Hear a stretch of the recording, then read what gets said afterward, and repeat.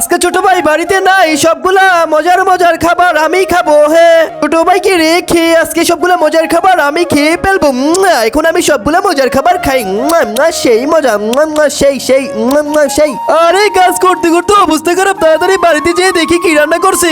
আজকে কতদিন পরে পেট ভরে ছোট ভাইকে রেখে খেতে পারবো। ভাই ভাই তুই কই?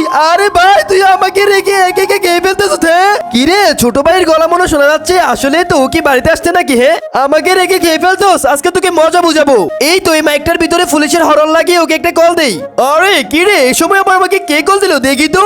আরে গলা শুনে তো মনে হচ্ছে এটা পুলিশ। আর এই পুলিশটা ধরতে পারলে আমাকে মেরে ফেলবে। তাড়াতাড়ি আমি বাড়ি থেকে পলাই। এখন যে আমি কই পলাবো? এই তো আমি এখানে পলাবো। তাড়াতাড়ি করে পলা যায়।